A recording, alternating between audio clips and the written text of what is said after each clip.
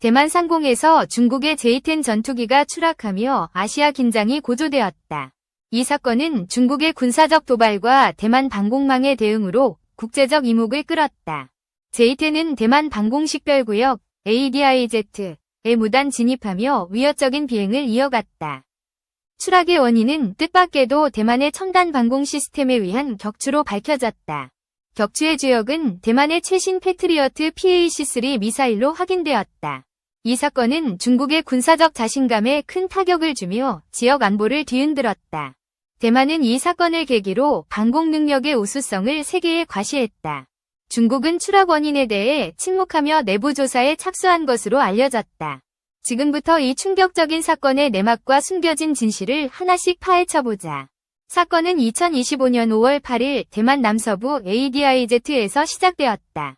중국 인민해방군 공군의 J-10 전투기 4대가 대만 상공에 진입했다.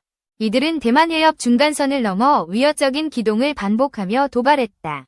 대만 국방부는 즉각 F-16V 전투기를 출격시켜 경고방송을 송출했다. 그러나 J-10은 경고를 무시하고 고속으로 대만 본토 방향으로 비행했다. 대만은 패트리어트 PAC-3 방공 시스템을 가동하며 강력히 대응했다. 오전 9시 47분. J-10 한 대가 갑작스럽게 레이더에서 사라졌다. 추락 지점은 대만 남동부 해역으로.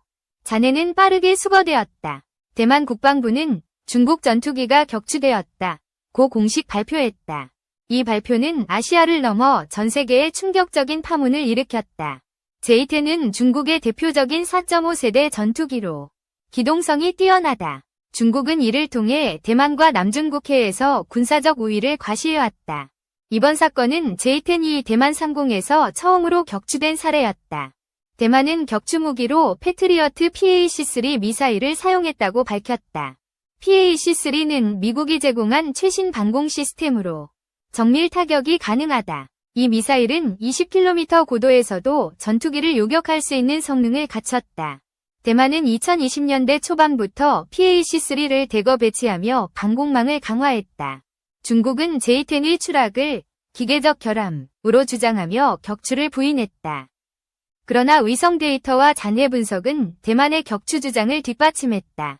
이 사건은 대만의 방공 기술이 중국을 압도했음을 보여주었다. 격추의 주역인 패트리어트 PAC-3는 대만 방공의 핵심 무기다.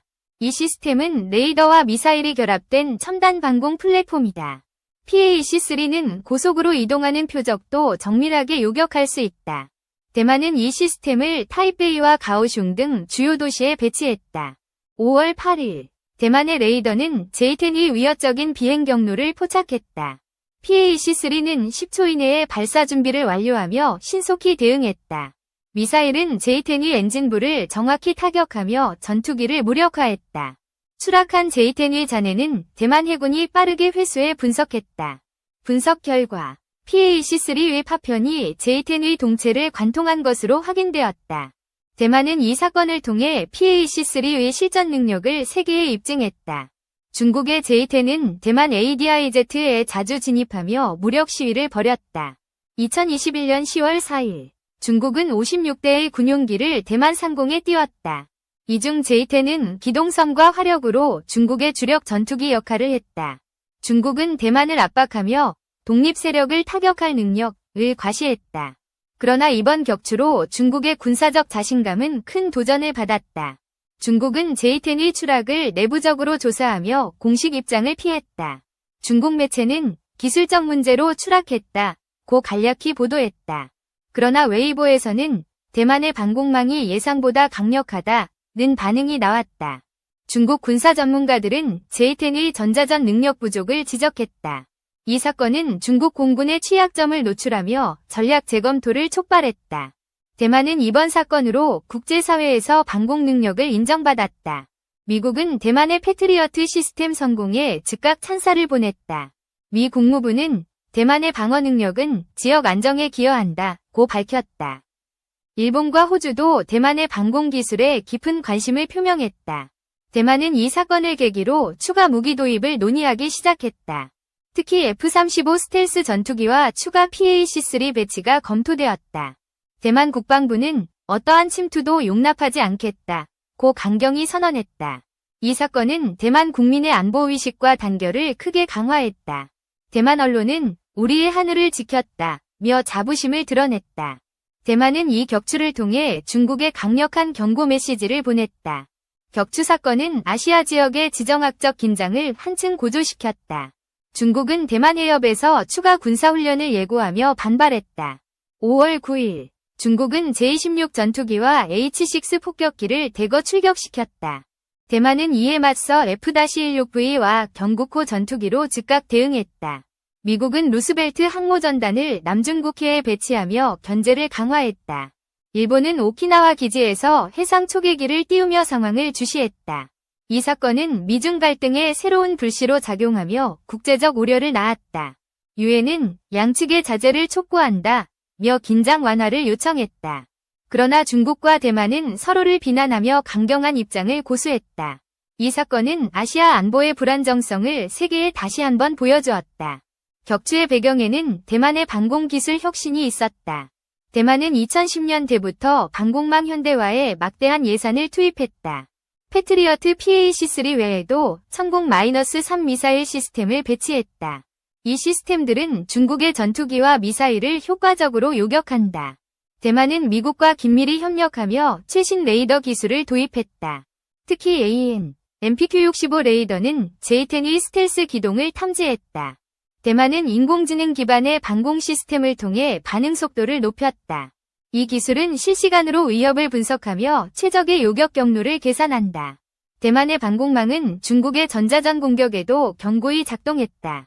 이 사건은 대만의 기술적 우위가 중국을 압도했음을 증명했다. 중국의 J-10은 이번 격추로 심각한 이미지 손상을 입었다. J-10은 중국이 자랑하던 국산 전투기로 수출까지 노렸다. 그러나 대만의 방공망에 무력화되며 신뢰도가 크게 하락했다. 파키스탄은 J-10을 운용하며 인도 전투기를 격추한 바 있다. 그러나 대만의 첨단 방공망은 J-10의 한계를 명확히 드러냈다. 중국은 J-10의 전자전 장비와 레이더 성능 개선에 나섰다. 군사 전문가들은 J-10은 5세대 전투기 시대에 뒤처졌다 고 분석했다. 중국은 J-20 스텔스 전투기를 대안으로 내세우며 위기를 모면하려 했다. 그러나 J-20의 실전 배치는 아직 제한적이며 비용도 막대하다. 이 사건은 중국 공군의 현대화 필요성을 다시 한번 부각시켰다. 대만의 격추 성공은 지역 동맹국들에게도 큰 영향을 미쳤다. 일본은 대만의 방공 기술을 참고해 자위대 현대화를 검토했다. 호주는 중국의 남중국해 도발에 대비해 방공망 강화를 논의했다. 한국은 서해에서 중국 전투기의 빈번한 진입에 경각심을 높였다. 미국은 대만에 추가 군사 원조를 약속하며 동맹을 강화했다.